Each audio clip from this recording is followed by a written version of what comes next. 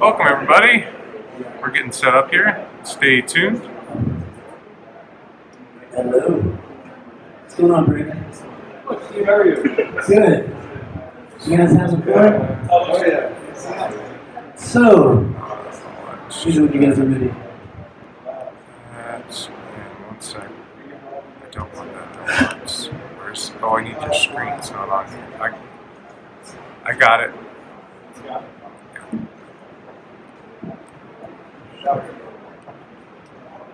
My stuff.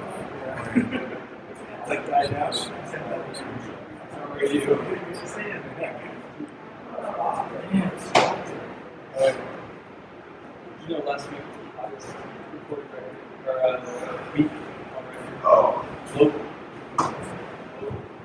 So, this is a presentation that's kind of a work in progress that I've been building up to for this year's big design, and it's just a what? Awesome.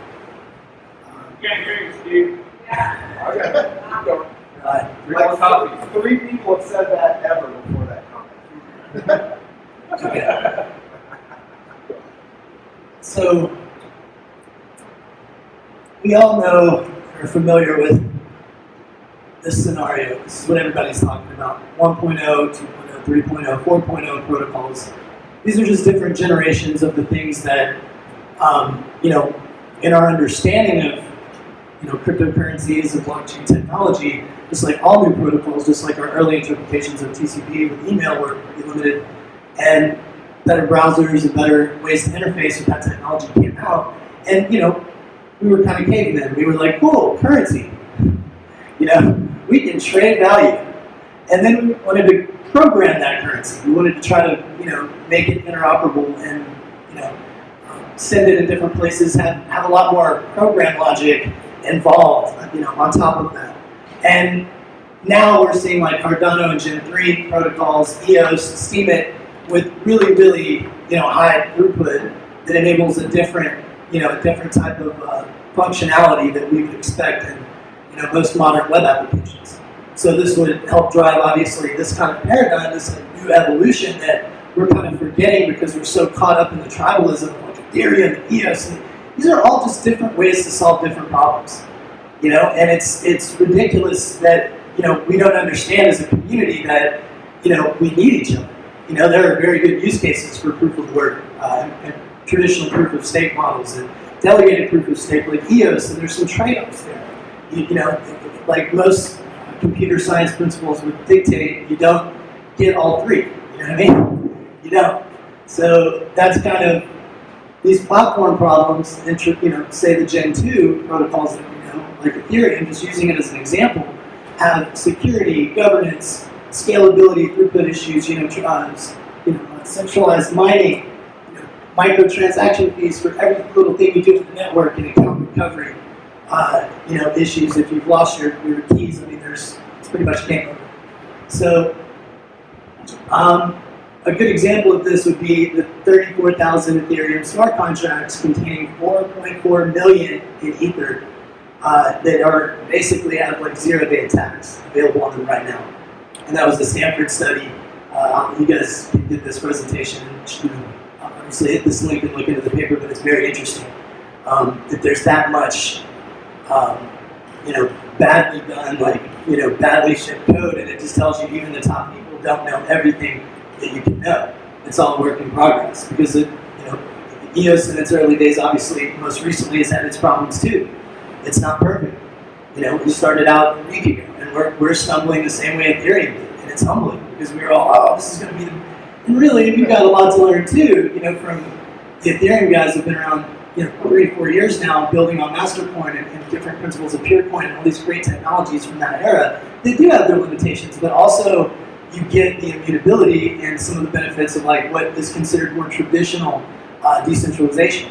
So, you don't get them all, like I said. So with that said, the Ethereum community should greatly look at, and the Bitcoin communities, the maximalists should look at, EOS as just the younger, faster, brother that has some new cool stuff that you can do, but can't do it all. There's still other things that you use traditional technologies for, zero knowledge proofs, like limited, documents and files and stuff.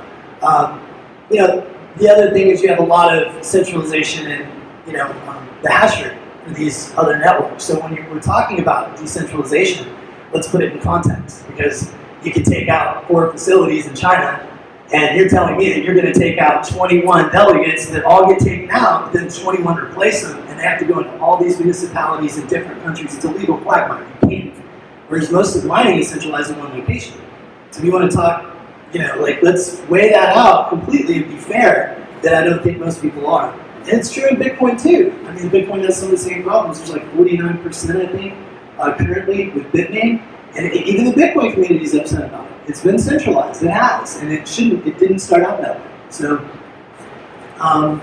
governance issues. Let's talk governance. Who likes a fork? You know what I mean? Like, come on, guys. Like, hey, this person doesn't agree. Like, okay, let's go for it. It's just a perfect reason to just, over time, they seem like a good thing, and the maximalists are like, oh, you give me points. But when there's like 80 or 90 forks, hundreds of forks, there already is now, but in what's considered a top point, I believe that kind of lowers the whole value of the whole thing. Because that's just my personal opinion, over time. Some people say that raises the value, because each of those has their own communities. That's up for debate. My opinion is a governed blockchain would solve some of these problems. Now, how do we do that? Well, probably not like we're currently doing that over at EOS. We're still working on that. But, moving on, what is the other value of how we look at the validity of a particular, particular protocol? Like, who's using it? You know what I mean? Like, how many people are actually actively using this stuff? If you go to DAP Radar, there's like 300 users on one of the top sites. That's a problem. You know what I mean? That's not good at all. That's not a good thing. So, Steem and Bitshares currently, hold about 67% of all global blockchain activity, and I hear people say a lot with EOS that, well, it hasn't been proven yet. These are just specific versions of the graphene underlying technology that Dan has developed that is now a generalized version and application stack that you can build on, just like Ethereum. With even more advancements, account recovery, like all these really cool features as you look into it. And I just wanted to go through kind of bigger picture ideas. Like the people at Bitcoin, Brian Levine, Scaling Bitcoin conference, like, are presenting this technology as ways to scale Bitcoin. So keep it in context. Like, maybe it's not, it's proven, but the average blockchain user is like, limited. They don't really, this is all great. This is all great idealism, right? But in reality, we have a big, big problem on our hands, in terms of the tribalism I was kind of opening up with, that if we don't stop that now, this like really, really toxic culture, intentionally in the leaderships in these different regions, and we're not intentional about that. What unites us all is decentralization and the power that this technology brings, not a fucking protocol. And it's really annoying, but it's something we've got to deal with, and we'll mature and we'll grow, but we will do that together. We will not do that in a house divided. We have to understand that as a movement, that we have a responsibility from whatever vantage point you are, from whatever political belief, that's all irrelevant. But if we really want a more fair, equitable world, we have to keep our eye on the prize. Bad UX, bad UI, it basically is another component to how we are often, taken for a ride, and our people in the community are confused and taken advantage of, and they lose their keys. And if they're on Ethereum or Bitcoin, they never get the money back. It's gone for them. They're sent 15 different transactions to a bunch of different wallets and shuffled around and sold out on an obscure exchange and game over. You know what I mean? So that's unfortunately stuff like this, where if you look very closely, it's just a reply, but you could have some white space there, maybe a line or some separation to give you some differences in color to give you an idea of that. And it empowers, in my view, a lot of the scammers that we see in the networks. If we're more deliberate in our interfaces and the dApps that we're building to protect people, that's going to help drive adoption. So, bad UX can be expensive. 3.79 million Bitcoins are gone for good based on a recent study, basically with chain analysis that discovered that there's a massive amount, almost going on $4 million worth of Bitcoin that's probably gone forever. And that's something to think about. So,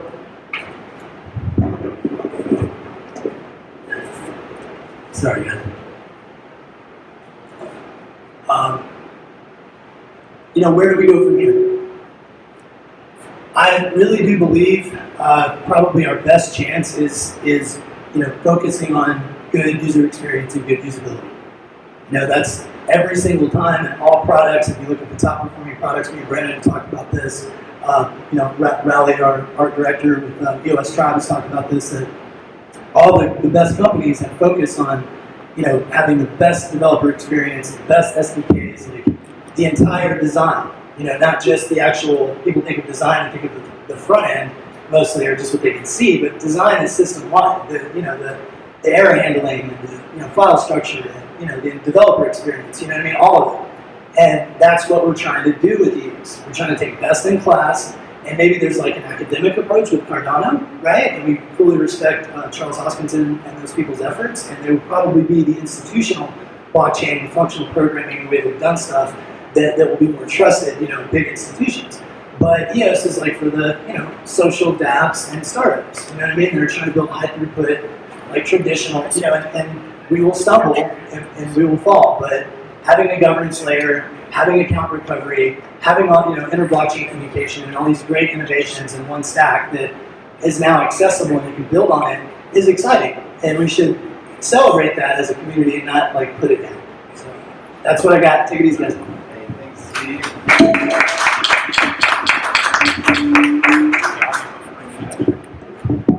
Mic drop.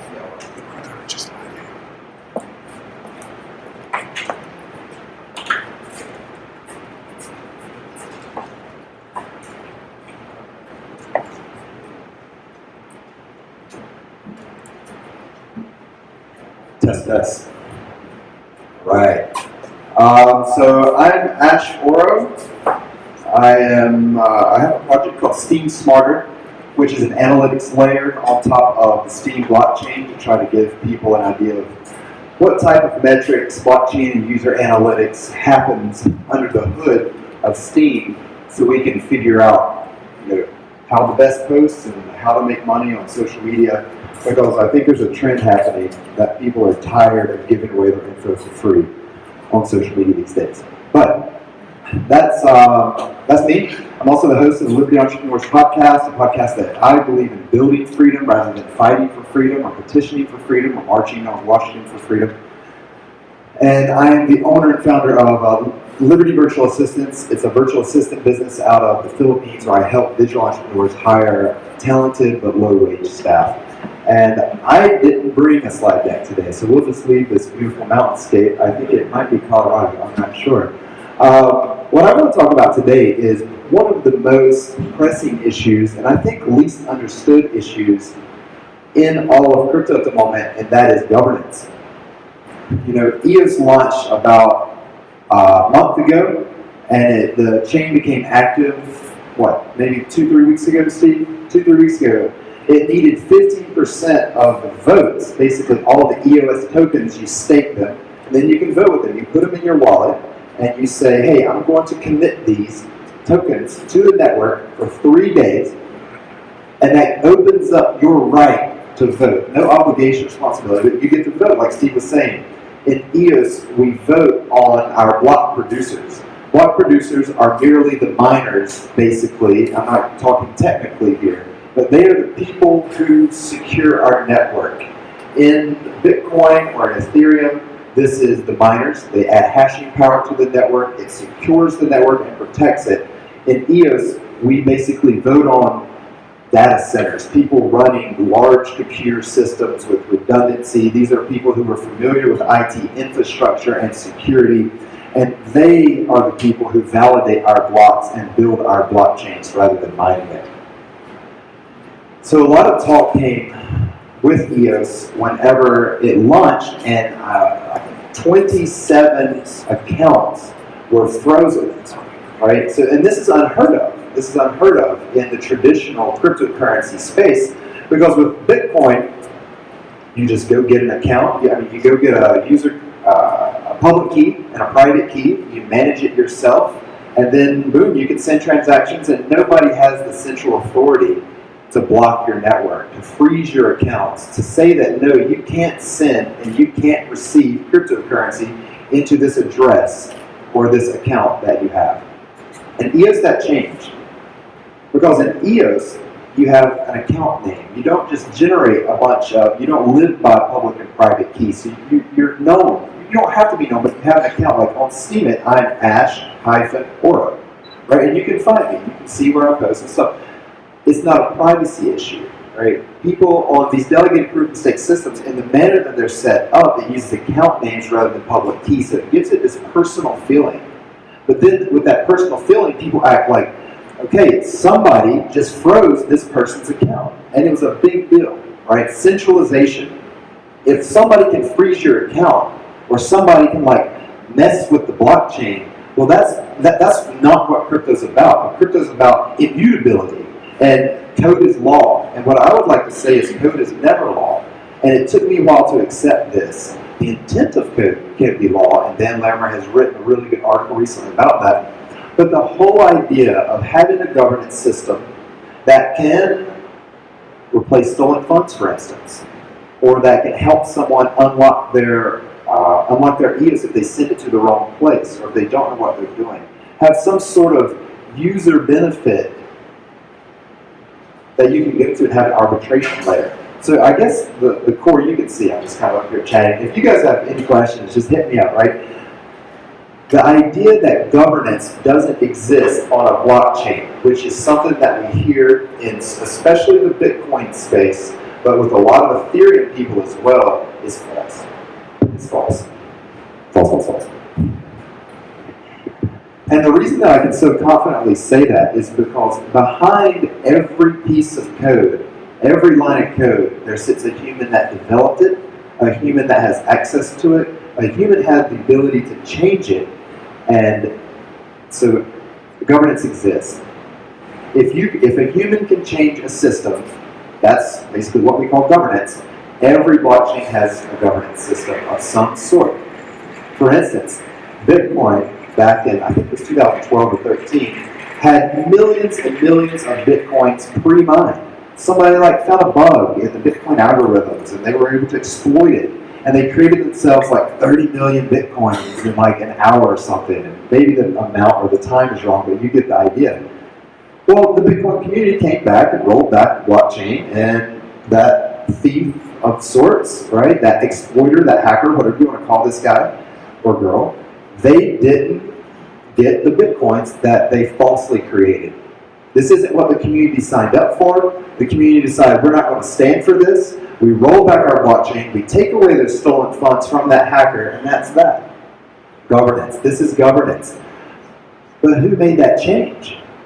Who submitted that code change? Who did the rolling back? Who made the decision? Who are these people? And what are their names? And what gave them the authority to do this?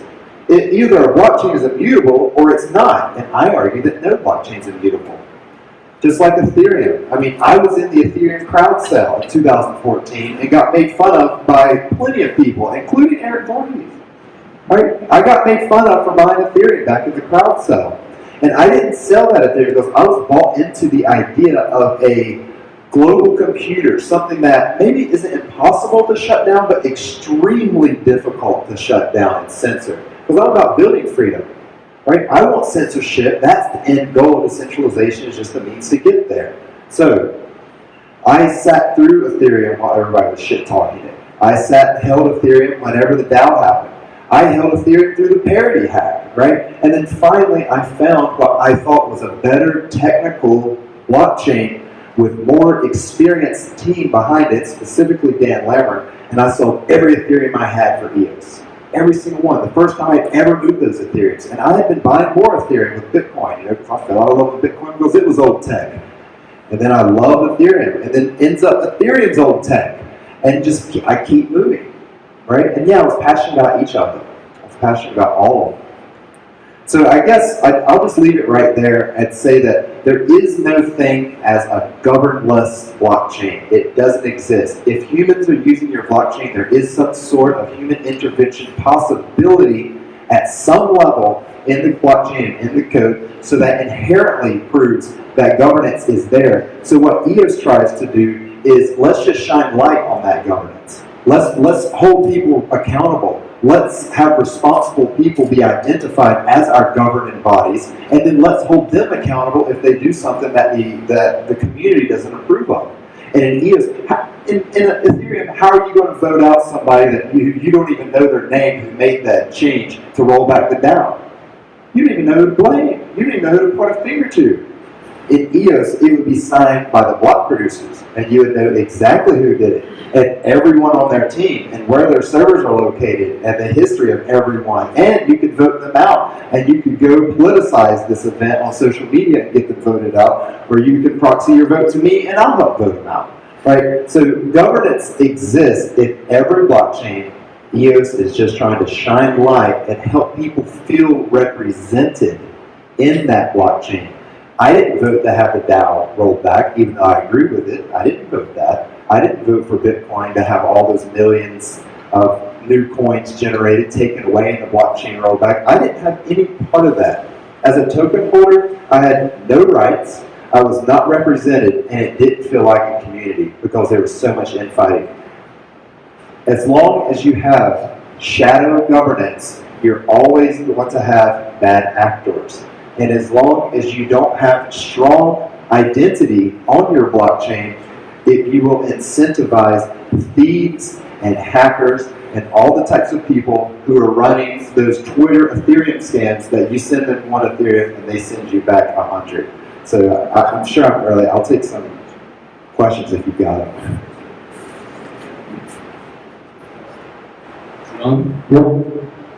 And so at this point, at the end of this question and answer, we're going to do a panel right now, and we're going to open it up to the audience. So I have a list of questions, and also has a list of questions. I compiled some of these from just being in the Colorado Blockchain Ethereum feed, and then just trying to get their feedback. What issues are they concerned about? So just being the organizer here, trying to get a rounded conversation from all sides. So I will start with the idea of BPs, exchanges as BPs. What is your thoughts around that? And we're already starting to see in the first couple of weeks some of the issues with actually voting out bad actors, such as one that just happened to miss a critical loss of funds as a result that they were too busy at that time, and you can't get them out because there's a whale behind them. So what are your thoughts around bad actors and actually getting those out, and also exchanges as BPs? Yeah, so I'll start with the exchanges as BPs because I think it's a bit more clear cut for me. As an entrepreneur, I believe that the people who create the most value in the world over time rise to the top and earn respect, and people want to emulate them. Think Steve Jobs or Elon Musk or some of these people, right? So people who build infrastructure, create opportunities, create jobs, create values, like an exchange, it does make sense for them to come to the top and have some sort of reputation that people believe in, and have the technical capacity and understanding to run a server farm because they've been doing it for their centralized exchange. So as far as entrepreneurship goes, currently exchanges are some of my favorite block producers just because they've proven themselves over time that they can run a business, maybe they can do marketing, they've dealt with user acquisition and customer support, and they have a tech side that gives them the ability to at least some level of experience. I think that, a lot of different models, just like traditional business. I mean, we've seen that small to mid-sized business pretty much, creates the majority of value that we see in the world. The larger businesses tend to extract more, and that's kind of what we're all fighting against, right? So if that was carried that same logic over, a lot of grassroots VPs who are largely independent and capable, as he said, are, more favorable, that don't get along with each other, that aren't super buddy with everybody in the network. That's the whole point. If you see us not getting along, that's DPoS. That's what it's supposed to be.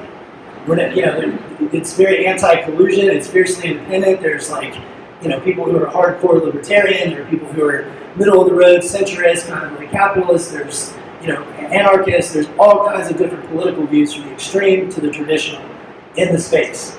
So you get a lot of different views. You get smaller operators like 3 to 5 man teams like EOS Tribe, like me and Eugene Lisgan's block producer candidacy. We're currently at least in the top 30. We worked very hard to build things for the network, and that's how we believe we can add value, whereas larger organizations who do have the money haven't really put up much. They put up a bounty, or some hype, but they haven't actually built a whole lot. You know what I mean? Whereas you see the guys who've been around the last 4 to 6 months, 8 months or more in the network, a lot like the early Ethereum people, you saw those pictures of like Vitalik and everyone sitting around right when the chain launched. And we had our moment like that, and I was there. And those people, that group of people, have a certain ideal that is like really true to form with what we were all trying to do with the network. And whether we have those different views or we're from different regions or different parts of the world, we have to balance that idealism with like a pragmatic execution. And that's why I'm talking about usability, just like he said, user acquisition, looking at different, beyond how to just apply those to scale your own BP candidacy, but to scale the network. Right. Because then those interests are aligned and you're getting what you want from your BP. They're allocating 10, 15, 20% or more to dApps on the network, helping like build things for the network. I'm currently working day and night on the referendum contract. That's why I haven't slept a whole lot of it out of it. I apologize, but that's definitely like, it's very hard to do some of these things as I've dug into it. And as far as voting out bad actors, to answer your question, it seems like a semi-impossible task at the moment, but only like 5% of all EOS tokens have been staked and voted with, so it's extremely small. So I think it's a little bit too early to lay too much criticism on the EOS governance system because it's still so few people. And people that have size whales at this point, yeah, they control the network, but that's only because a small percentage of people have voted to begin with. I mean, I appreciate Block 1 saying that they're going to come in and vote. Nobody knows exactly how or when or for whom, but at least, philosophically, they were the ones, especially Dan, were the ones that had the vision to start just creating delegated proof of stake in general. And so he's iterated, and now this. So, there's not very many people who have a more clear idea or vision of what was trying to get built than Dan. But over time, I think we're going to see voting proxies. If exchanges, I know there's some shady voting on the Bitfinex exchange. Voldemort.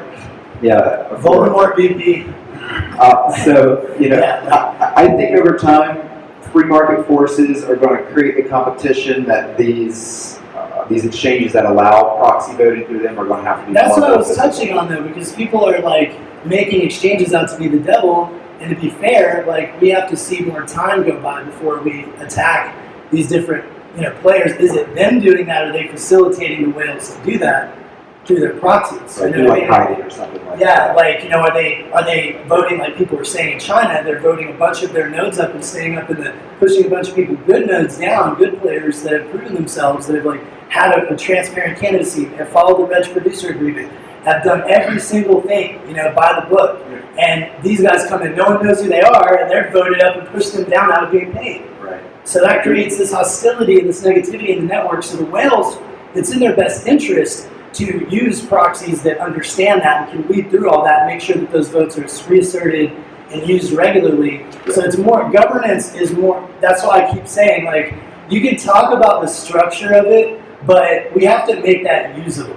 We have to actually make that digestible for people and put a lot of time and effort on education and onboarding that we're not seeing right now. And that's where we're getting the criticisms. If we focus on that, then we would be more taken seriously with governance. And people like Ethereum, it's so frustrating because Ethereum people feel like they've run the roost on government blockchains for permissionless blockchains, but this is a permissioned blockchain, public blockchain. So it's a little different. There is a barrier to entry. You want to talk about civil or family? You know what I mean? Like, this. If Ash, I'll let you get the last comment. We'll move on to the next question. No, I'm just trying to take in terms of your questions. I just don't think exchanges are bad inherently until that's proven. I mean, they brought a lot of liquidity into the market. If it wasn't for people like Bitfinex, as much as everybody hates on them, we wouldn't be where we are in crypto. Like, we wouldn't have the liquidity to do it. one of the largest exchanges in the world. Let's be fair. Maybe they're not doing it right. We should lean on them if people think they're allowing this to happen. Is all I'm saying. Because I think we got about 7 or 8 questions to answer. Is that right? Sorry about that. Yeah, we're just trying to ask Steve if he's here. Okay. Yeah. Cool. Let's do it. So, Danny, you? Yeah, okay. So I think I'd like to start commenting originally on, you were saying an example of the data. Yeah. So we had somebody who came in and mined a whole bunch of stuff, and then we reversed that in the Ethereum community. So Ethereum concept. Are you aware that EOS also had an issue where there was a single miner for, I think, a matter of about a week? I can look that up. Yeah, the AVP, like the AVP, the AVP. Basically, it was a temporary person that handed over. So the question was, go ahead. What I'm referring to is that there was a singular miner that mined the vast majority of EOS that exists right up front. Right. So EOS isn't mined. Yeah. And so the question is just false in general. Yeah. And there wasn't a single miner. Remember, first, we don't have miners. And secondly, there were 21 appointed block producers who the community came together and said, hey, these are the 21 people we trust to bootstrap our network. And then after like 2 or 3 minutes, voting opens up and then you can vote them in. Yeah, I mean, there was one, I think why they're thinking that though, is there was one, AVP, one appointed, that kicked up the whole chain and used the initial snapshot. And they looked at that as like a primo. Right. In that world, you know what I mean? So it's like to translate that was intentional. There was a snapshot for initial fixed token supply and then a percentage of inflation. Yeah, there was one person that was, and then a group of, but the one person had to actually kickstart it all and hand it over to those equipment. But So remember, it's a little concerning to have one person have the vast majority of the network here and then decide where that goes. They're basically, they didn't have any control of the network. Basically, they said, okay. They had one action they could do, and that was to hand over basically the keys to the top 21. So Yeah, that's all it was. It was a computer that said, okay, here you guys are, here's the allow them. and then whoever got voted in was the people who like. People verified. Yeah, there's a perception. I know where that's coming from. guys, let's stop it there because I'm probably wrong. You're probably right. But I do have some more questions. Sure, yeah. So the next, I would be wondering, did you know on the 22nd there was the EOS Core arbitration forum put out this cease and desist. They blocked 27 different I'll accounts. take this one. Yeah. That's what I was talking about when I was presenting earlier. And so what happened here was there was a phishing or a scamming thing that happened to try to trick EOS users into incorrectly registering their tokens. So if you remember, if you held EOS tokens back before June the 1st, it was actually an Ethereum token on the Ethereum blockchain. ERC20. Yeah, ERC20 token. That was just because Block 1 wanted to crowd raise with a token, since we know that works really well. They wanted to go ahead and issue their token before their blockchain was ready. And so they used Ethereum for the best thing that you can use Ethereum for, which is issuing a new token and sending it and receiving it and using it in however way they use it for a crowd sale. Now, on June the 1st, or maybe it was the 2nd, whenever the EOS blockchain actually launched with those initial 21 block producers, before that, all the ERC20 EOS tokens were frozen in time forever on the EOS blockchain. You can check this until your last breath. Not one single EOS ERC20 token will ever move on the Ethereum network ever again.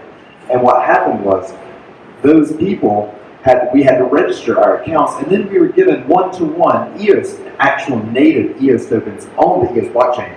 And those 27 people felt that they had been scammed during the registration process and asked the ECAF or the emergency whatever to block their accounts. I do that. I talk so long, my wireless headsets. You try to turn it off and on. Did I do it? Test. Do that instead. The EOS, emergency arbitration forum were the people that issued that false order you saw that was altered that everyone circulated. That was like, there's been a lot of people from other communities that have been tripping this up.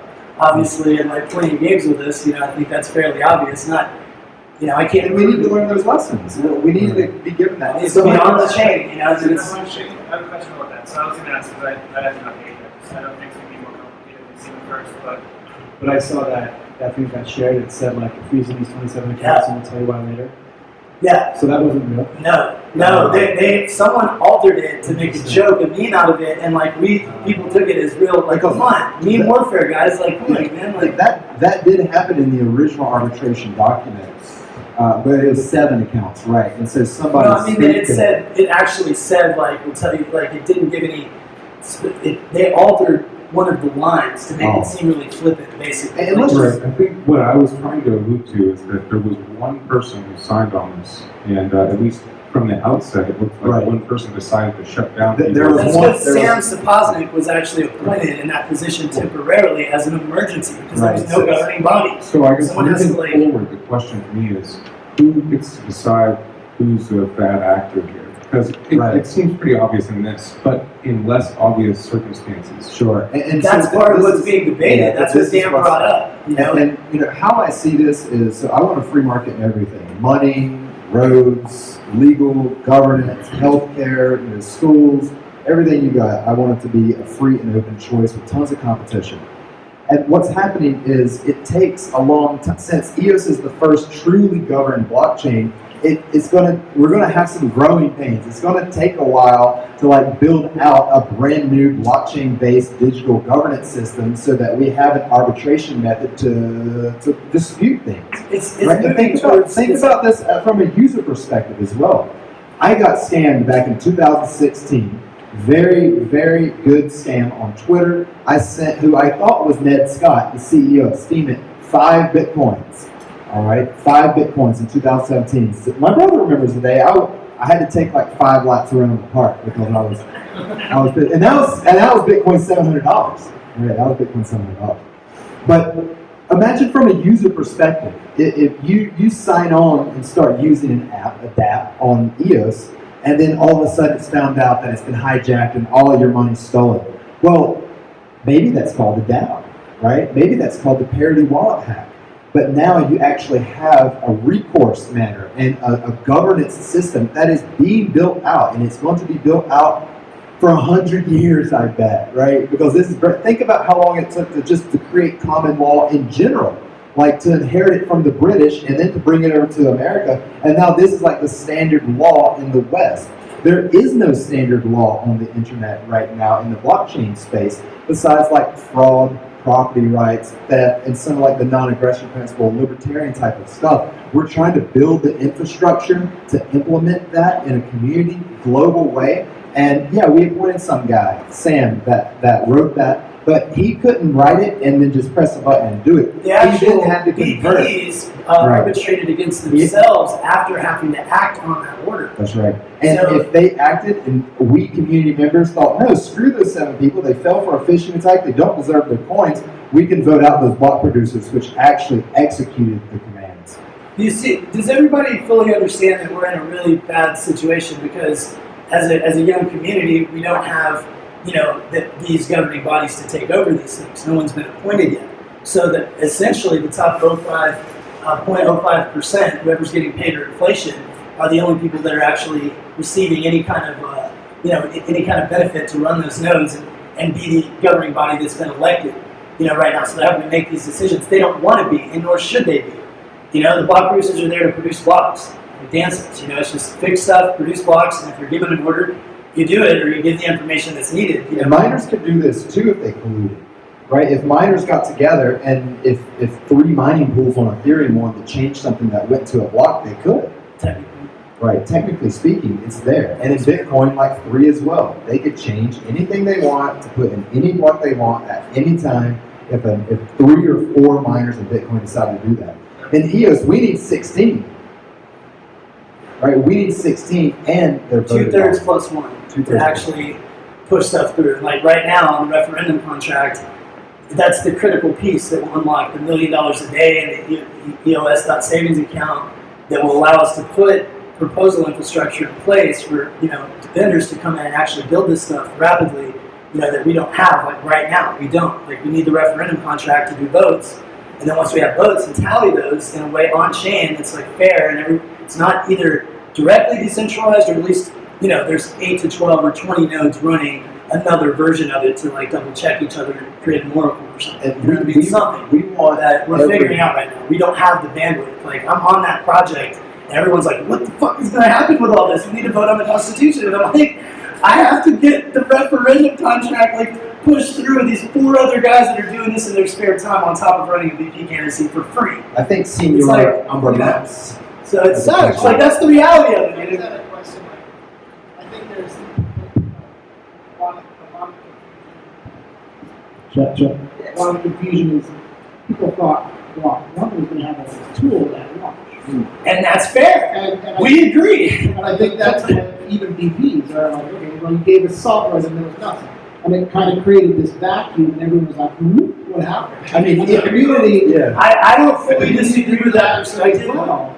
And I don't think it's a bad thing necessarily, because I think as a community we can build these tools. It's a rough start, obviously, and it's a lot harder doing it decentralized as not having one organization that's putting these tools out. Name one chain that is launched this way. Nothing. If you ever Exactly. just release some software and everyone came to consensus on a really high ideal that had never been seen before. Even look at Cardano. They launch on 3 nodes now for 6-8 It's months. federated. It's a federated, permission And management. EOS, similar thing. They maybe have 13 nodes right now. They're getting decentralized out. They're telling everyone.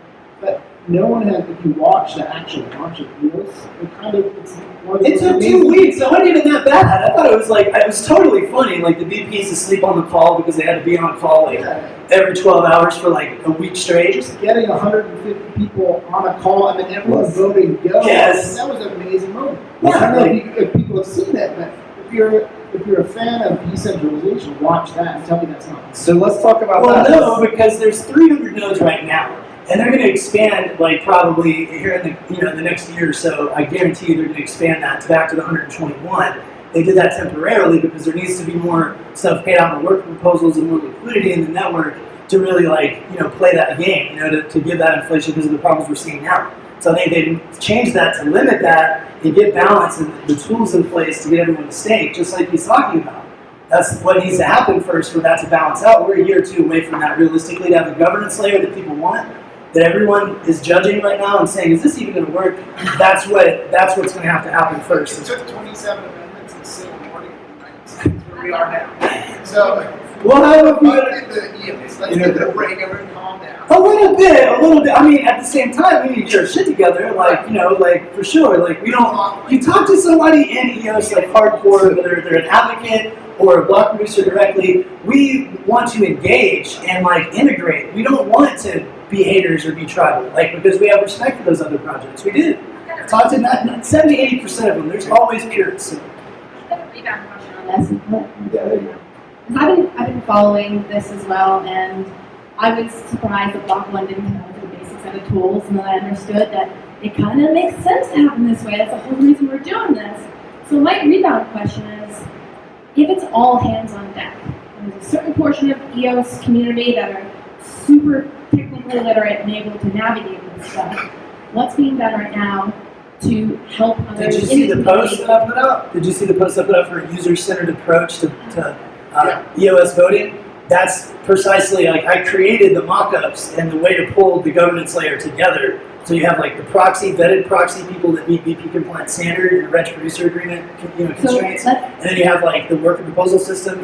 So let's imagine that's at a scale of out of 10, 8 complexity. We're talking about the 2. Oh, 4 For tabs. users that are Yeah. aware of EOS at a high enough level to see the value in it, that they're still new to this cryptocurrency space, they're in no way, shape, or form a developer or even maybe familiar with the governance considerations. I don't think they'll But- understand. I'm Most curious, people and will why care. That'll be it's done at the DApp level, like Dan said. The DApps will enforce IP recording and contracts, and you sign up for those those constraints, just like you do a term to a user agreement. And I guess let me ask, how and how could the community be tapped for their talent? So it's not just the block producers that are responsible for bringing these into existence. You Yeah. can Vendors, open vendors and free market vendors coming into the worker proposal system. It's exactly how. And being given a fair, even keel through a fair voting system so they can go push referendum with their proposals. Where is the worker proposal system? It's in that mock-up. Go look at my mock-up. It has the worker proposal system. Like all It gets funded through inflation. Yeah. So, EOS I thought you were has. talking about from a UI standpoint. Like that's what I do. So that's what I'm focused on. So EOS has in its constitution a max 5% inflation per year.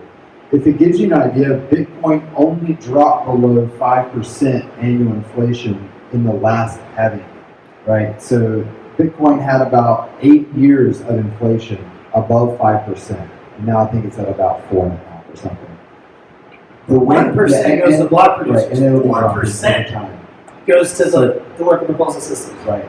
In EOS, we can vote on how much inflation that we want. We could vote for zero inflation if we want. Then we would have no money to pay our block producers, or we would have no public funds, if you will, to vote on to get worker proposal stuff created or sponsoring conferences and all the stuff that Dash was able to do, which is why I sold a lot of my Bitcoin back in the day for Dash, because at least it had some sort of voting structure in their masternode system. And they had a proposal of 10 or maybe 15% of all their inflation goes into this fund where I want to go and create a conference for Dash, or I want to go sponsor a conference or a meetup, or let's do whatever, and you can get funding through that stuff. But speaking about the design aspect and the usability aspect, I think that this is where EOS is really going to accelerate and outperform pretty much all other blockchains, and it's for a couple reasons. One, nobody over the age of about 35 wants to figure out how to use a public key, private key, and switch these and keep them safe. And if you can't keep your private key perfectly safe, maybe you kept it in Evernote, you got hacked. You kept it in your email, you got hacked. You kept it on your computer, somehow you got hacked, right? Nobody's going to want to figure out how to do this crap. They want a username, like they're used to, on every single other internet app ever, right? And they're going to want some way to, if they get locked out of their account, they need recovery methods, and they need somebody to email and talk to in order to feel comfortable using decentralized apps. If decentralized apps aren't better from a user experience, then they're not going to catch on, because the average user wants convenience over privacy or over any type of protection or any of that. They're already used to it. EOS has account names. It also has a way to secure your money by staking it. So if you do get hacked, you have multiple days that you can go and change your password or recover your password in your account and get those funds back. And they're free transactions. So yeah, there's some issues with RAM and stuff like that. I'm sure you heard that. It's expensive. But when you hold EOS tokens, you own part of the network's resources in terms of bandwidth, just sending stuff to and from, and processing power from a CPU, that algorithm crunching and what it takes a computer to do to run your app. So I think Ethereum's like 40, I think, to 60 transactions per second with Plasma. That could be orders of magnitude, but then you're using like the equivalency of state channels and third parties, which that's not decentralized either. So go ahead. So it's, Yeah, I think that falls in great. So you mentioned two things that we wanted to touch on. RAM specifically, it really is an issue in terms of cost right now, and most especially for the app developers. And so I think that really is my question, is how do you incentivize developers to make all these apps that are going to be on EOS? Because really the thing that wins, right, is the best platform that has the most user base with the best user experience. Remember, whenever you're building on a computer, you need resources. Whenever you're building on a blockchain, you need resources. In Ethereum, you pay gas costs. Just like in Bitcoin, you pay miner costs. Anytime that the Ethereum network, anytime anybody uses it for anything, let's just be honest here, it gets so expensive and slow to use that it's a real pain in the ass. Not only are you having to jack up all of a sudden the prices that you're paying for you to send commands and information to your users, or for your users to send commands and information back to you, you never know how much it's going to cost. Now, what if you have a spike in traffic all of a sudden, and you have like 30 transactions for a second that you need to process? So there is a fixed limit that does get It's set? relative because like people say it costs 20. So I was, in Ethereum, right, you can check the average price that people are paying over time. There's actually mechanisms that are being developed right now to potentially address this as well. But I'm not seeing how EOS gets past this. It's expensive to run. So it gets past it. Okay, so right now there has been a rager of a bull market in EOS RAM. So the RAM available that all the block producers offer so that you can use that RAM to store data and run your dApp. Well, let's think about this. What incentives have people had to jack up the price of RAM and speculate on it? Because not many people are using RAM right now at EOS. It's mainly speculators. And I think speculators are amazing. So let's think about this for a minute. Everyone has been losing money in crypto. It sucks, right? 6 months of garbage price action if you're a holder. Now we have this brand new resource, blockchain-based resource called RAM that nobody's bid the price up for because nobody's freaking bought it. I think that's an opportunity to sell some of my shit Ethereum or shit EOS or shit Bitcoin price action wise, and try to speculate on a new early user asset. So for me, as an economist, price discovery, it looks like this. Right? As people are trying to bid this stuff, plenty of people are going to lose their hair trading EOS RAM, and they're going to lose a lot of their stack because they speculated on it.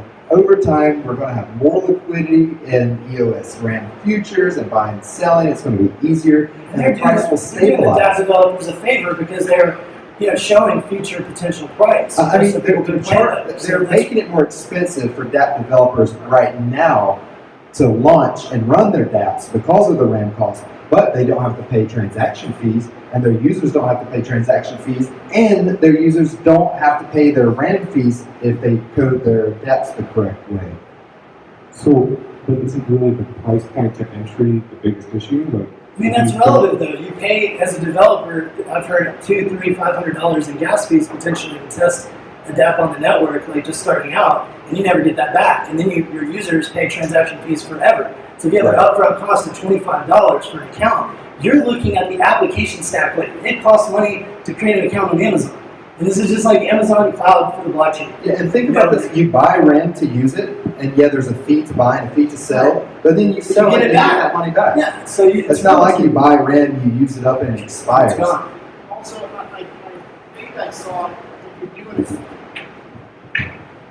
if a DApp is doing an airdrop, so you spend $200,000, $200,000, whatever it is, it's a high upfront cost. But I did see that as soon as token holders take possession of that token, the RAM is on the token holder now, and the DApp. Well, once they send it, yeah. Once they exchange execute the contract, and we're getting a bit into the details here, but the free market's so incredible on EOS that they've already figured that problem out, and it's called, instead of airdrops, it's called air grabs, because the person that initiates the contract to get or send that EOS is responsible for the RAM cost. So instead of doing airdrops, which I think it costs like $200,000, you can make millions of dollars if your Spread that airdrop out. costs correctly, right? But now the people, if you think that someone's token that they're releasing is valuable and you want some of that free token, you've got to pay for the RAM in order to execute the contract to get that token. So I think it creates a more efficient marketplace for new token generation. And you get people who are you've got to pay interested. for it. Like, let's think you have to spend a penny a token to get these new tokens. I'm the user and you're the DApp developer. You're saying, hey, I've got all these free tokens available. Anybody, I can't pay you the RAM cost to drop these on everyone. Anybody that thinks my token is worth at least or more than the price of the RAM that it takes to grab that token will come and get it. So where do I get my 200K to drop my coins? You weren't listening. You simply, I'm ignoring that Cut question out. because you weren't listening. I just explained that. First, No. That's all right. You as an individual If pay I'm a gonna- very small RAM listen, fee. I stand up here and I want to answer your questions, but give me the respect of listening to my answers before you ask the same question again. Thank you. I have a question from a block producer's perspective. Do you have any opinions on how the range should be operated? obviously there will be more over time, especially as the use comes through. But do you think it should be drifted? Maybe it's been recommended, or do you think it should be sudden? There's already Graymass, Aaron from Jesta from Graymass, is one of the biggest wallets in the ecosystem. He was on, an interview I did just last night before I left, and we went over all of this stuff, like literally the referendum contract, the RAM problems, how that could be solved. You could essentially free up RAM to be delegated out. There is a way. He sees a way through like a system contract to be able to do that. Do you think that should be a block producer decision or voted on by the Well, if you look at projects like Chentai and you look at, say, Steemit, they delegate their stake and have other people or proxy it essentially for people to do things with it, to vote on different things and to do different actions in the network, right?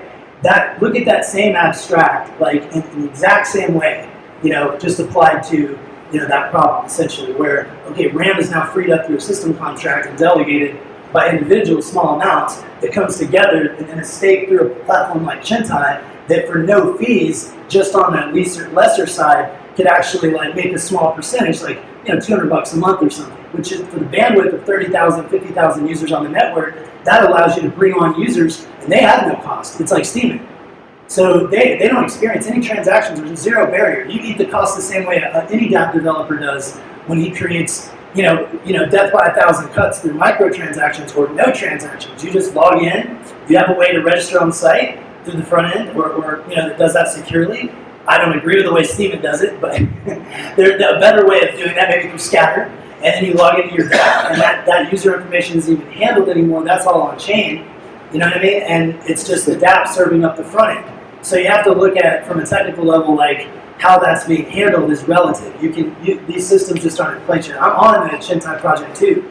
He's an advisor on the Chentai project. So that's one way to solve it. Yeah. I guess my question was more around the supply. Yeah, it doesn't. So you can't lease lend. Yeah, you can't lend RAM right now. There's ways being proposed to do it, but it's just CPU and bandwidth. But my answer to your question is, okay, so the VPs can upgrade the RAM whenever they want, right? Individually, if you want to add more RAM, that's okay. You can't reduce your RAM because then like you're not compliant. But your question was, is it up to the block producers or the voters to decide when RAM increases are proposed and implemented, right? Is that the question? Yeah, I have to think about it for a second. I guess the votes will speak for themselves, so I guess it's just like how do the block producers coordinate on how they're going to do it all at once? Right. And they can use this for marketing too. It's like, hey, we believe EOS blah blah blah. EOS block producer Ash believes that there isn't enough RAM in the system. I doubled my RAM. Vote for me. Do you guys have personal things like if you were running a block producer candidacy, would you Yeah, it's at 20s. or do it all at once? I do run a block producer candidacy. Like I'm in the top 30. I'm 30 million, almost 40 million votes right now. And I tell you right now, I would like to increase the RAM maybe within the 20% that Dan said, so it stays in line with Moore's law and is not like drastically put as an extra cost on the network. If we went to 128 gigabytes of RAM or more, like we have almost a terabyte of RAM that we had from a big data server. So we don't have it all active right now, but we can add as it's needed. But that may be a year and a half, 2 years from now. And that could bring down the speculation. Yeah. Imagine if all of a sudden the resource that you're speculating on just doubles in size. You're like, shit, that's a 50% decrease. Which could hurt people too. My price. So it's going to be found really, really, really risky to speculate on. The question is, are there systems and new things being built to offset this, to delegate that as a resource somehow? We can't currently do that, but for a plugin or a module to be built, as Jesta proposed, and I think that part, and also, but my question is about. Sorry, I read a blog post last week where we talked about code is law versus intent of code is law. And there was something about that I really could appreciate, the flexibility of the intent of code is law. I mean, mistakes can happen, human beings write code. And I really like the idea that it sounded like an interesting idea to be part of EOS. So I wanted to get a perspective on that. As a coder, sometimes you make code that has bugs in it. There's no way to fix it and go back. I like that idea rather than. And maybe you didn't comment your code, and the next guy that comes in there can't read it, and doesn't know what happens, and makes some off by one error or something, and all of a sudden and that was why I wanted to present on what I did earlier today about the intent of code is always law. there is always governance, right? Like, if the intent of code wasn't law, then Bitcoin would have never rolled back their blockchain, Ethereum would have never rolled back their blockchain, Bancor just got hacked for millions of dollars and they wouldn't have paused or rolled back their blockchain. And so, and just think about it, like, if I leave my wallet on the table and I stand over here, for my drink, let's say I leave my beer on, it's empty, but let's say I leave a full, nice, cold, fresh beer of your favorite kind on the table. And then if you walk by and you just pick it up, is that your beer or is that my beer? Well, no, I think we as society would still say if that was my beer. That's the intent of ownership, right? Just like the intent of law, you're going to have broken code. Anybody that believes that code is law is delusional. And I don't like to use names, I don't like to throw these ad hominems around, but code can never be law. Code can never be law because there's always a human behind that code. Yeah, the intent is to put it in the recurring form. Right. Yeah, exactly. So if I write a smart contract and I sell it and pitch it to you like, hey, this is going to do X, Y, and Z for you, and it does A, B, and C instead, well, now we have like, okay, I'm saying that this is my intent. Maybe I was fraudulent with that creator, and I was lying to you and telling you that it was X, Y, and Z, but it was really A, B, C, and so people could look through the code and see what it actually did, and they could tell like, hey, that wasn't really the intent that app developer intended on, so he's fraudulent, and we're going to reverse and give all those people their money back. I think it's civil discourse. I mean, think about this. Think about if the cops arrested you for something, heaven forbid, and you had no recourse. You couldn't even go to a judge or a jury and plead your case or try to represent yourself. That's Bitcoin and that's Ethereum. All EOS is doing is saying like, all right, yeah, people are fallible. People make mistakes. Let's like have some way to settle our differences. Is the idea of being Turing complete part of the EOS idea? I know that's something that Ethereum talks a lot about, with being able to. I think smart contracts should be really dumb and do one thing and be very procedural. I mean, as I pointed out in the presentation, there's 34, like it's a ridiculous amount of EOS and smart contracts that are exposed right now that have legitimate zero-day attacks, and no one's really talking about that. All that stuff gets buried because you have these big enterprise alliances, and you're the incumbent, establishment point at this point.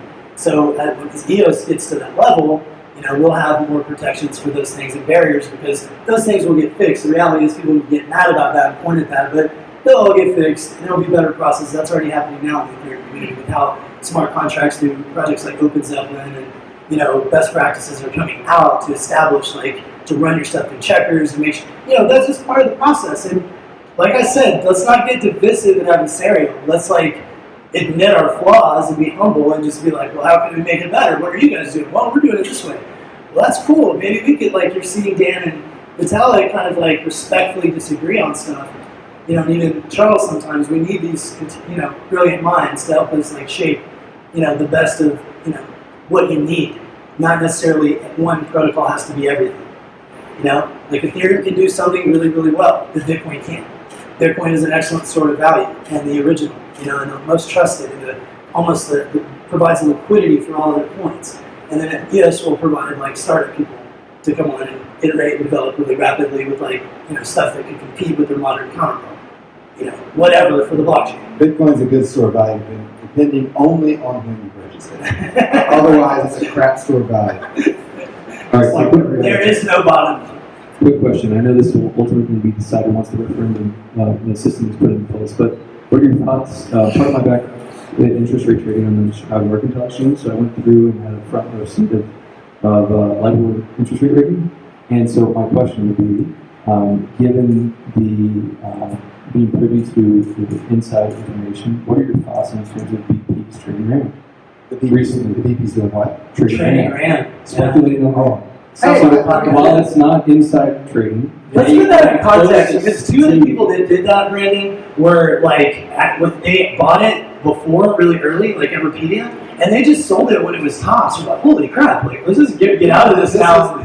I mean, everything. They didn't buy it to speculate, they just had it and they sold it. Let's be fair. And everything is transparent, so there can't be a LIBOR. LIBOR only happened because of the shadow banking system. EOS Nation gave it away. They actually gave away profit. It's impossible to do this on EOS because you can see everything that every account does. Every time it buys, every time it sells, every time it stakes or sends a commit, you can see everything. It's a completely open, transparent ledger. So the incentives aren't there to do the same thing. And I'm all for everybody buying and speculating on RAM. I hope you make a ton of money, and I hope you lose a ton of money. But we need speculators to help us figure out the correct free market price of blockchain-based resources. If we don't have all this speculation and all this initial volatility, then we'll never know what the price is. So to think that block producers are just going to jump in and buy all this RAM, first off, they don't even have that much money. If you look at who's behind block producers and the block producer accounts themselves, they don't got that much, right? It's the whales that are backing them that have that much. So block producers trying to buy some RAM to get an edge and make some profit and fund their business and buy a new server and hire a new customer support person. Awesome, they're good. Also, the fees for RAM is offsetting the cost of block. Yes, right. They're even talking about allocating. Basically, they're talking about allocating a percentage of those RAM fees, the 0.5%, the 0.5% on both sides. The 0.5%, the 0.5% on both sides. They're looking at basically paying that potentially to people staking as an incentive to vote. And that would become deflationary. Yeah. So. We were talking earlier about how Bitcoin has about 4.5% inflation per year right now. And EOS has a maximum 5% inflation, where 1% is used for the block producers to pay them to secure the network. The other up to 4% is used for work proposals. But every time someone buys and sells RAM, they pay a fee to the network. And that fee is 1%, right, to buy and sell RAM. That fee is taken and it's going to be burned, right? And so for a brief period, for about a day or two, the EOS blockchain actually had a negative inflation rate, or it had deflation, where there was less new money, less new EOS tokens being created and introduced to the system, less of those than the amount of EOS tokens that were being spent on speculating on RAM and burned. So economically speaking, theoretically speaking, when you have deflation, your currency appreciates in value. So I think that we should give a lot of credibility, a lot of appreciation to these RAM speculators. Not only are they helping us find the correct price of the RAM on the EOS blockchain, but they're also decreasing the inflation that could, over time, diminish the purchasing power of our currency.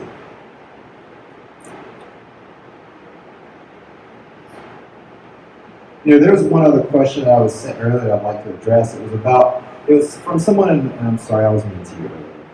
It was someone from the Ethereum community, and he said, or she said, well, you've got these constitutions, multiple versions of them, and these block producer agreements that every block producer needs to sign on to before they're, within being voted on or whatever, and there's multiple versions of this, right? It's too decentralized.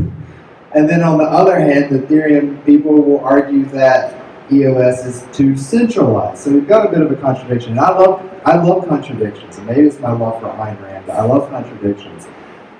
And so think about this. Just think about this as a new society, right? We're a new society that has the EOS blockchain as our truth ledger and the ledger that we use to interact with each other, okay?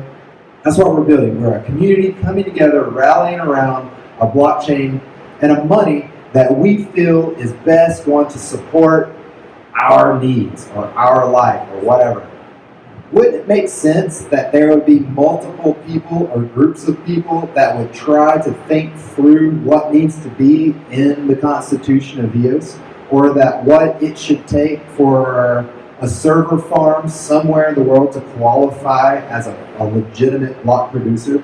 Or do you think it should be a couple guys in a room with smoking cigars and writing shit down with a felt pen or something, right? Of course, we're going to have multiple teams around the world competing to identify and define our rule of law and our standards for the top people, that our block producers that secure and protect our network. So I think I might have had this question on Discord with referring to it, but it was the sense that the Constitution should be agreed upon by all block producers that are being actively producing the network, right? So my question was, shouldn't there be consensus on where they all go to look for what the Constitution, even if it can be changed? Sure. Right. And I'm sure it will be. I mean, I know that there's one main GitHub account for the most up-to-date, like Thomas Potts Constitution. So I've seen like 2 or 3 different versions of the Those are proposals. Right, and we're going to need to debate those proposals. These are proposals, so that's another misunderstanding. What I'm starting to hear as a pattern is that we just like haven't explained this stuff well enough. It's a misunderstanding of how our system works, and also like the circumstances. They just see like from their point of view, like Ethereum Bitcoin people see like, this is how this works, and what the hell is this? Like, how do y'all do it? You know, and it's like that. It's supposed to work that way. Those accounts that were frozen, it's supposed to work that way. Like it's a way to get your money back, you know, in the system, so you can avoid forks. That's what governance is about. So, you know, what you're talking about are proposals. So there was the original Constitution that is enforceable right now, and it's currently enforceable, and that has to be changed through referendum. The referendum contract is what's being built to build out the voting mechanism that will allow people to change this stuff, because that has to be voted in through the EOS.io account that's handled in the top 21, you know, block producers control that account, and they can push that change to the chain, you know, through the referendum contract, but that has to be brought forward by proposal. So there's several proposals you're seeing, and the other 2 are invalid. The only one that's currently active and enforceable through a contract is the people opt in for through a party contract when they sign up for their account.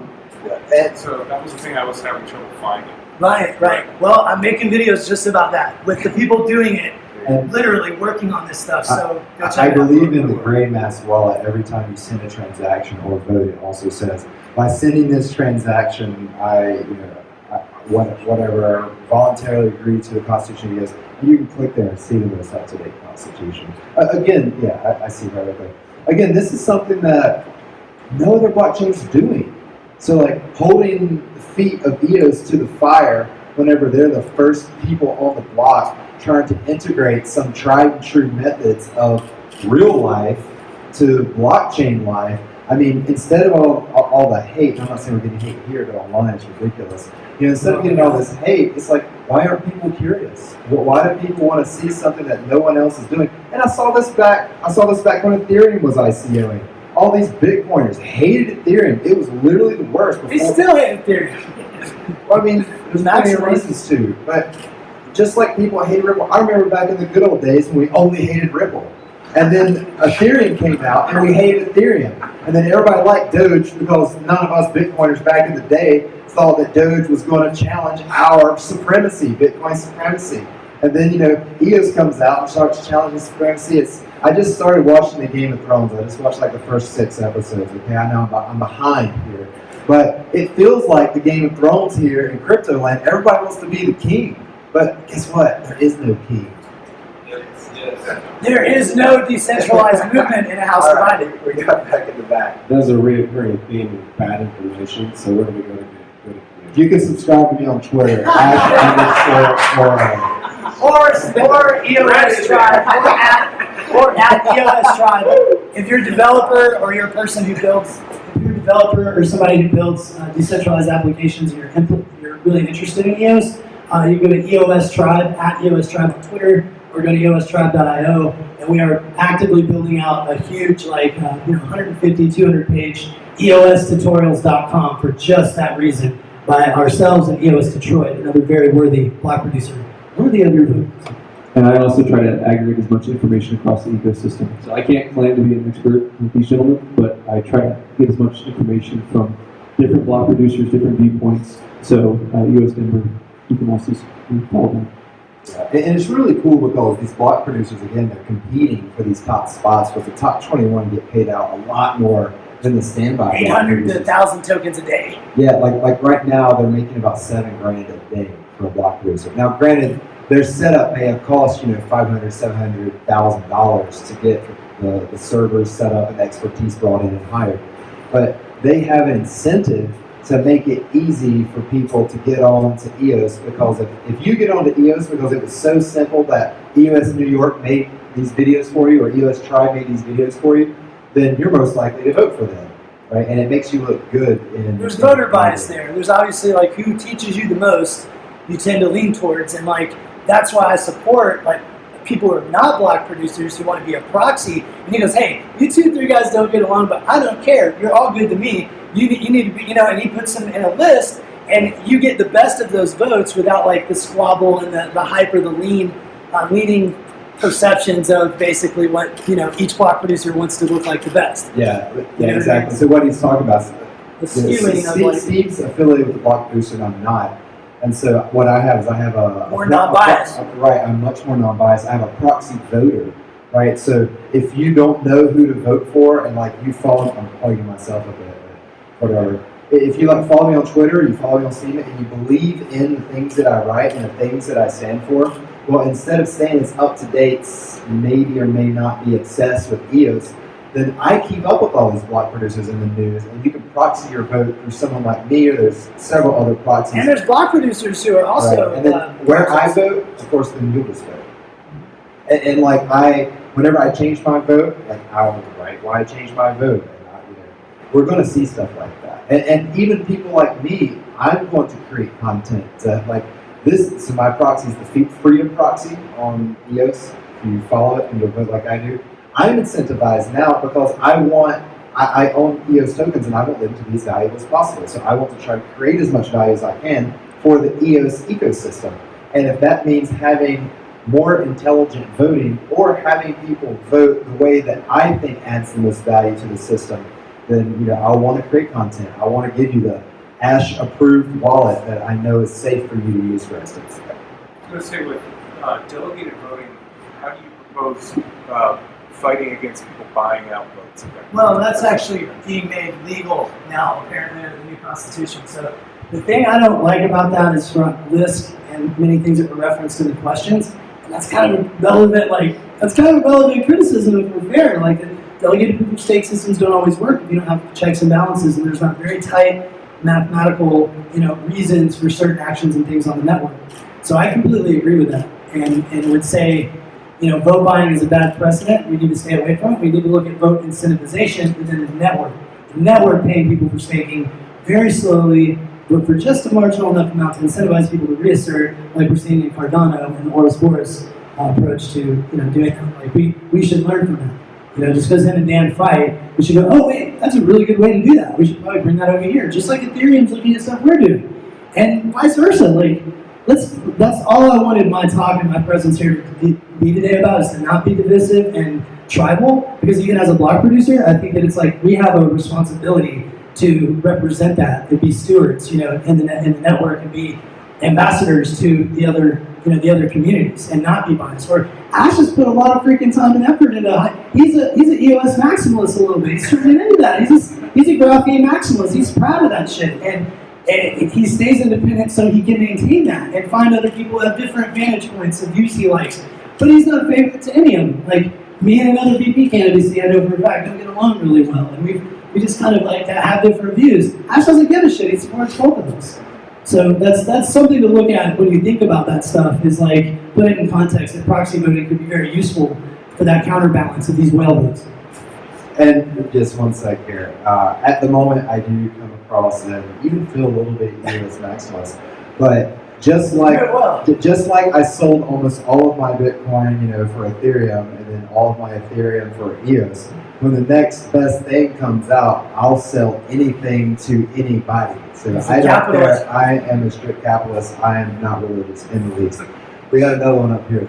I just had a quick question about the vote buying.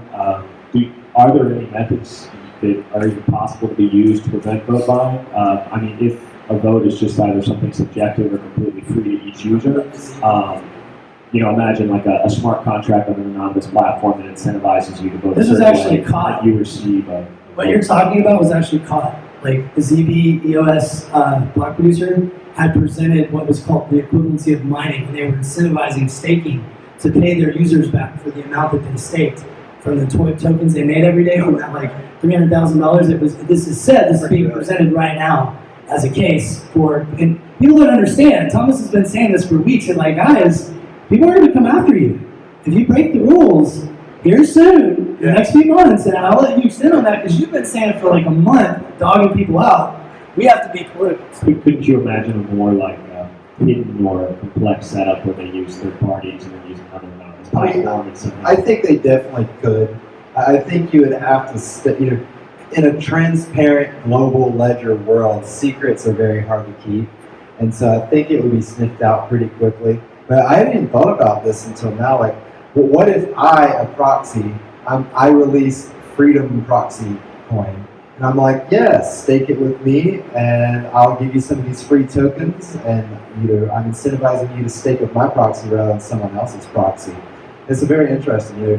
These are the types of things that we just don't know. I mean, we thought back in the day that Bitcoin was going to be cheap and for the third world, and we didn't think that it was going to come like this. I mean, the smart ones did, I didn't. Right? So we don't know how vote buying is going to come out. At first, I hope they do allow it. I hope that there's no prohibition on vote buying. Just because so we can identify how people are going to do it, and then be privy of that open information, and somehow take care of that. I think an experiment that has gone awry, at least somewhat, is Lisk, as you mentioned. So we don't have to start over. There are other examples to look at how building groups can go wrong. Those are being talked about in the inner circles of these engineers. And let's be clear, Ethereum has to give respect to the class of engineers that are popping up in the EOS community. These are some of the best startup people, business development, user acquisition, usability, the full stack. You know what I mean? The really badass engineers and programmers that have worked on some of the highest level enterprise and startup projects in the world that are popping up now. Like, give us that much, give us 8 months or a year, and we'll have hackathons, just like you suggested, and that will change. But we're in the first 30 days. Like, I've never seen this much fierce criticism this quickly to the jugular. It lets you know, like, we're doing something over here. So. Yeah, I've thought for a long time, if you don't have haters, you're not doing something. Well, maybe switch it a little bit. I'm listening to you, Steve, you talked about the independent block producer tour. And you talked about traveling to England and China. I'd love to hear more about that and like what your goals are. So we kind of have a deep, to extend on our beliefs a little bit, and why we're doing that is that we have a deep belief that people are the purpose, and everything that we do on this network, is really to serve the people through the Constitution, through the governance layer. The ideals of that are to make sure people's tokens are safe, and it's equitable, and that this technology gets in the hands of people that can find upward mobility from it. We look at places like Detroit, and we had talked with Rodrigo for a long time, and we'd come to the realization that we needed to expedite that grassroots culture to the East and Europe, and take this on tour. And basically, we're doing a traveling art show where we show up in a particular region. Have an art show with artists there. They get paid for it, and then a part is donated to a local, local charity. And then we just do that in 3 or 4 parts of Europe, and and China and England, probably London. We're going to do something. We're in the works of that probably in the fall or early spring. And that's our goal, is to show, rather than talk about it, like saying, hey, this is our culture, because people connect to art, and they're much more likely to understand art and different EOS art and shapes and concepts than they are just like the average token holder, the average fan that has no idea what the hell any of this is. So we have a big, we need to first connect with the cultures and bring people together, and we believe that's through art and community and sharing, kind of our vision of putting people first on the network. So. Is it multiple block producers on the tour, or just? It's just us and basically, EOS Detroit. EOS Detroit. Who was already doing something at that time, and we just put it together and said, hey, let's. Yeah, you mentioned EOS Detroit a lot. Is there any other projects that you'd like to point to that you admire, or whether it's a block producer or a gap that you really like? Tell us what's really got you interested in. Probably Everipedia is going to be the biggest one, in my opinion. Everyone knows that's going to be the first really killer dApp on the network that's legit.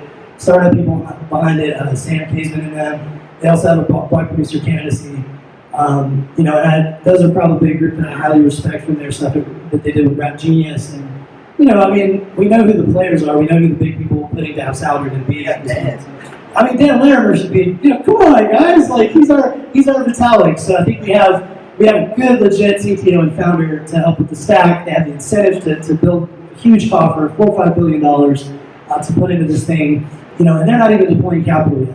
And they're waiting until these like tools, until this application stack is built out. That's what I believe, you know, part of why we're not seeing that. And the worker proposal system could fuel a lot of this. So, good. Everything's scaring the shit out of you guys. You check that, right? You're afraid of what's going to happen next or something that's just like, oh shit, what's terrifying you? That happened to me all the time whenever I held a whole bunch of random coins. And now that I only hold EOS and Steem now, and I've never slept better. That's funny. So another, to bring it back just real quick, I didn't mention another block producer that I have a lot of respect for, is, you know, definitely EOS New York has been a lighthouse, you know, for the whole network. And, you know, Rick's a really strong, you know, stern, like, libertarian, you know, he has like, you know, they have a good operation, and that's somebody that I think has strived for excellence in the block producer space, that has set standards that a lot of block producers, if they weren't getting respect, would be lying to themselves, you know. I mean, they've definitely helped like internationally bring everybody together, so. And quickly, we have about 10 more minutes, but I wanted to circle back on something that you said in terms of aligned incentives and their incentive with the money that they've raised. So one of the things I keep hearing quite a bit is that EOS is just a big scam. And so one of the things that runs through my head is knowing that within the smart contract, they have a aligned incentive through over 10 years their tokens vest through block one, that they could take that $4 billion and make it into many multiples of that. They already have that capital, but whatever the token value of what they own, they could make it way more than $4 billion over the next 10 years. So that's a pretty strong incentive to add value going forward. Wait, you're talking about EOS forking and crypto? No. I'm saying that there's a good as incentive. combating the idea that all this is just an elaborate scheme. It's all of EOS in general. Right, which is something that I hear. They're going to the Cayman Islands and then jumping with that $4 billion, and they're out. Right. They So have these tokens to make it worth more, so they right, so they have 10% of total supply that vests over a 10-year period. Thomas Cox has talked about this. That they are going to provide updates over the next 10 years, and so $4 billion is really nothing when you think about that. 10% of that supply could be many multiples of $4 billion if they play it right and they add value. Yeah, as long as they're adding value, then they're increasing. They're the largest token holder, at least for now. So the people with the most capital in the system have the most incentive to create value and try to increase the overall value of the system. Because you've got 100 million tokens versus 1,000 tokens. So every 1 cent that EOS goes up is $100 million. Every dollar goes up is $100 million for them. That's insane. That's a lot of cash. So yeah, a lot of people talk about how too many whales run EOS. Show me a blockchain that doesn't have a lot of whales, right? And I'll show you a piece of oceanfront property here in Denver. And I just don't see it as a problem, just again, economically speaking, because if I owned 60% of a network, now nobody owns 6% of EOS, but if I owned it, then it's basically my network. I can do with it what the hell I want, right? It's like if I own 60, 70, 80% of a business, should I be able to make the majority of the decisions on how to try to create value? Of course I do. And it's the same here. So ownership is digital ownership. I've never owned a house or any land at all, but I own digital real estate, in the crypto space, most specifically the one that's the most easy to delegate out and lease and rent out, like a rented apartment, and that's going to be on EOS. You talk about, I don't know where he went now, but he asked what projects really have you excited, and I think Shintai has got me very, very excited because of the fact that I learned in Steem that I could stake my tokens, and then people would pay me to basically rent them, and I would delegate them my tokens for X amount of time, which decreased the amount that my vote was worth on Steem, and increase the amount that their vote was worth. So they were playing a spread here. If they could rent from me for, let's say, $1,000 a month, all of my steam power, and they could make more than $1,000 a month by upvoting themselves or upvoting their friends or whatever the hell they're going to do with it, well, that's an awesome opportunity. And that's what Shintai is doing for EOS, allowing, it's a rental market for you to either rent or lease your unused resources and tokens on EOS. I think that's probably one that is so abstract that the mainstream app that people are going to be excited for, that's the core, like people who are really, going to use that in the community. But it's like a lot like Steemit, it's kind of a secret to most, right? But those are definitely the ones. What are the inner circle? People who've been working on this 6-8 months in the community, excited about Shintai. Absolutely, he's absolutely right. But what is the killer dApp that everyone's going to know about? Probably ever repeated. And there's others. So. Or Steam 2.0. Excellent. Well, I mean, gentlemen, any closing remarks? I mean, we're about out of time. We also have to clear down. We do have an after party, so Steve, if you'd like to provide some details there. I hope to see some of you guys at the after party. I'm hungry and thirsty. So, I think I would just say that I've interviewed 3 of the VPs, of the top 21 VPs, and I need to get Tribe and Detroit, a couple others on my show, libertyentrepreneurs.com. It's a good podcast. It's I'm not just chilling. It actually is good. Structured much better than my random Zoom calls. So. I've interviewed EOS New York, EOS DAC, and EOS 42 based out of the UK, and those are all top-notch block producers if you want. And I interviewed one of the guys from Everpedia. So if you want to check out some of that stuff in more detail, head on over to libertyentrepreneurs.com. Definitely, we've got a big update on EOStribe.io, and that will link to all of our newer projects that we're working on behind the community. EOShelp.me, EOStutorials.com, that address these different problems and provide a on-ramp basically to the EOS ecosystem in more of a user-friendly way where we assume that no one knows what the hell we're talking about. You just discover EOS in a search, you're like, oh cool, what is this? How would you guide someone through that process? And it's not just these never-ending lists that you see that are overwhelming to people, or these big long-form articles. It's very simple, concise, step-by-step answers, short, graphics, visuals, you know what I mean? And that's more of kind of stuff that we're putting our time into right now. Also, a legacy project that you guys might look for, Blockstream is trying to put a low-orbit small sat in space, and we've got a project called Gaia that we are trying to do something similar to over the next 2 or 3 years. Put not a full actual producing node, but a backup node, essentially in low orbit. And if Bitcoin can do it, we can do it too. So. Is this real version of Star Wars? I would hope in the next 5 years. You were talking about the Federation earlier. No, I was saying federated, federated nodes that are just basically, private nodes like Neo, context of what you're talking about. That's what it's called. It's called federated, but it's kind of owned by a private group, and they decide who can come on the network. Well, thanks everybody for coming out. Really appreciate it. So many people stayed, so thank you. And then also one of the last things, if you'd like to connect between meetups, then we have a Discord and a Cloud Blockchain channel as well. So if you have questions for Ash or for Steve, you can certainly post those there and continue the conversation. And then follow myself and others on EOS Denver. And thank you so much for your time coming out. Where's the after party? Steve. So we're hitting the punch bowl after this.